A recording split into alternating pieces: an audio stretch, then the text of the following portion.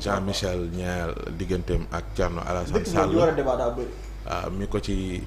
faalewut waaye tey xaar moom Thierno digganteem ak premier ministre Ousmane Sonko ab débat Mamy Samb ci kaawu kii di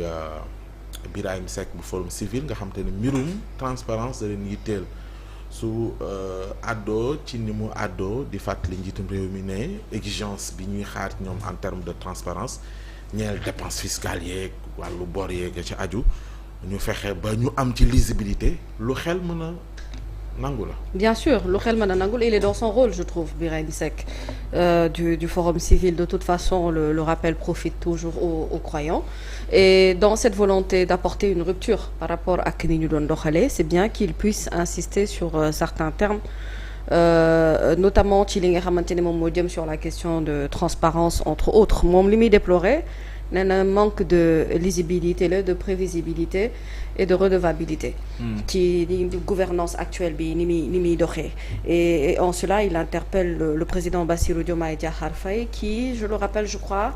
a apporté une réponse depuis très très longtemps. La vision du président Bassirou Diomaye Diakhar Faye ça a été clair depuis le début de son mandat li nga xamante ne bi muy prêter serment il l'a dit et surtout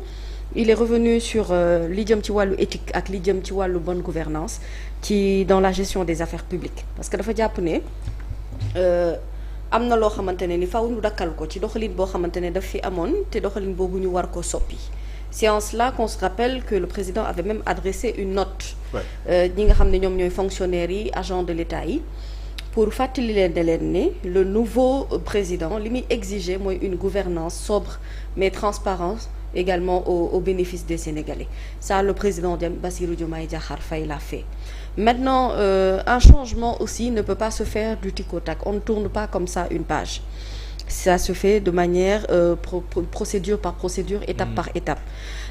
Et aujourd'hui aussi pour ne pas que ñoom ñu mën leen reprocher loo xamante ne ni yeneen gouvernement yi dañ ko daan def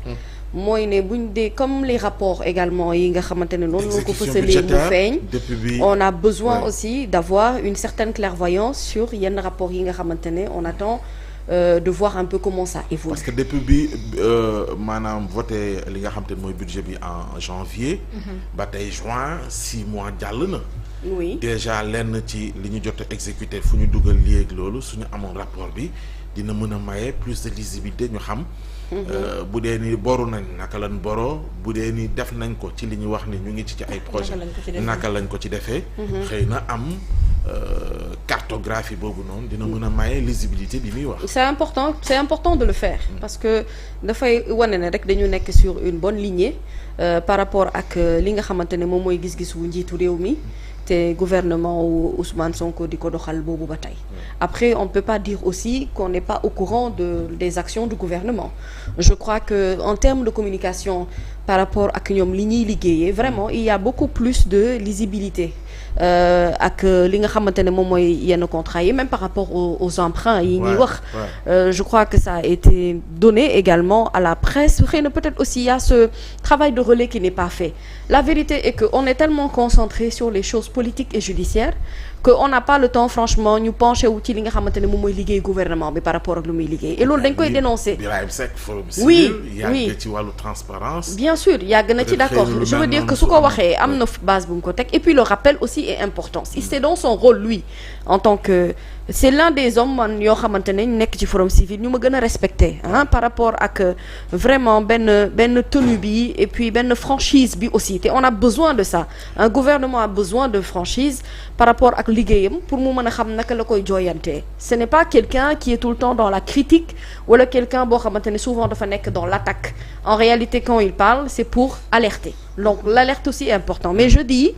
que le travail aussi de relais par rapport ak action gouvernementale yi souvent duñ ko def ni ñu ko war a defee on est tellement concentré sur les querelles politiques ak sur les débats judiciaires que souvent du ñu wane sax en réalité askan wi liggéey bi ñi nga xamante ne gouvernement bi mu ngi koy def mais en termes de communication il y a beaucoup de ministères yoo xamante ne ñu ngi def ay jéego yu am solo par rapport ak loolu di rendre compte nit ñi par rapport à action yi ñuy def liggéey le ministre de l'hydraulique par exemple Cheikh Tidiane Dièye c'est quelqu'un qui communique beaucoup dans son ministère et il y en a tant d'autres yoo xamante ne ñu ngi def vraiment ay jéego yu am solo mais comme il dit encore une fois la transparence noonu la ko président Diomaye bëggee woon s'il a donné une note par rapport aux agents et aux fonctionnaires loolu et ça c'était depuis est-ce que c'était pas depuis le mois d'avril xamatuma sax loo xamante ne def na ko te même le premier ministre Ousmane Sonko bu ñu fàttali ko ci Assemblée nationale aussi waxaat na ko par rapport ak liggéeyu transparence bi nga xamante ne moom la ñu yittewoo maintenant ñoom dafa am fu nu toll ci sphère de l'État bi le reste aussi c'est un travail de relais que doit faire ñi nga xam ne ñoom ñooy ministères yi direction yi ba ci service de communication yi et au-delà de tout cela aussi ñi nga xamante ne ils sont habilités à pouvoir ñu fësal les rapports pour que ñëpp mën ci tegu ci yoon ñoom itam dans leur travail il doit y avoir beaucoup plus de réactivité loolu mooy permettre kenn ku ci nekk mën a am information bi nga soxla ci waxtu bi nga ko soxlawee nga xam itam li nga xamante ne moom moo jëm ci wàllu intégrité comment l'État le gère comment l'État gère la transparence également dans les gestions de nos deniers publics ak ñi nga xamante ne mooy le président Bassirou Diomaye Diakhar Faye bëgg-bëgg ak ñaax gi mu ñaax fonctionnaire ak agent de l'État yi maintenant bu leen fàtte benn mbir liggéeyum raxas gi nii def tamit dafa des Pape Ousmane dans les établissements que ça soit les directions ou les ministères les mauvaises habitudes n'ont pas encore totalement quitté loolu itam foog ñu xam ko te ñoom dañu nekk ci travail de redressement ñu ci ëpp ci ñoom dañu nekk ci travail d'équilibre également et de faire revenir l'ordre dans le fonctionnement de l'administration ak ni fonctionnaires yi di liggéeyee loolu itam ça demande un temps boo xamante ne ni ça ne peut pas se faire en claquant les doigts je leur excuserai si tu veux la lenteur par rapport ak yenn yi nga xamante ne xëy na amaana bëgg nañ ci gën a am lumière et que mu yéex ci mbir moomu ma jàpp ne ils sont dans cette procédure là et que cette procédure là aussi demande vraiment du temps pour apporter une certaine rupture une rupture ne se fait pas comme par exemple, du jour au lendemain sous mes yeux le directeur général bu CDC Fadilou Keita bi ñuy wax ni en étant directeur général bu CDC en même temps boole ci li nga xamante ne mooy PCA bi nga xamante ne mënoon naa jot ci li nga xamante ne moo aju ci rémunération tollu ci 8 millions de francs CFA il a volontairement décidé kenn bañ a doon PCA bàyyeeko yeneen nawleem mais consacré wu ci li nga xamante ne moom mooy poste de directeur général am te bu montant daf ko indi ba 1,5 million francs ñu wax aussi ni moom Fadilou Keita loolu yëpp daf ko def xam naa pour épouser esprit wu jubal jubbanti yu mel nii ak yi ngay wax ni war naa gën a mën a fës pour ñu xam ñoom li nga xamante ne ci liñ nekk di liggéey mais esprit de renoncement bi Mame Cissé moo ci doon indi ay leeral ginnaaw bi ci cat addo waaw cat yanama voilà waaw xam nga ça ne m'étonne pas de Fadilou Keita te bu fekkente ne ñoom ñëpp ñi nga xamante ne ñoo bottu ci ginnaaw Pastef jël nañu comme exemple seen leader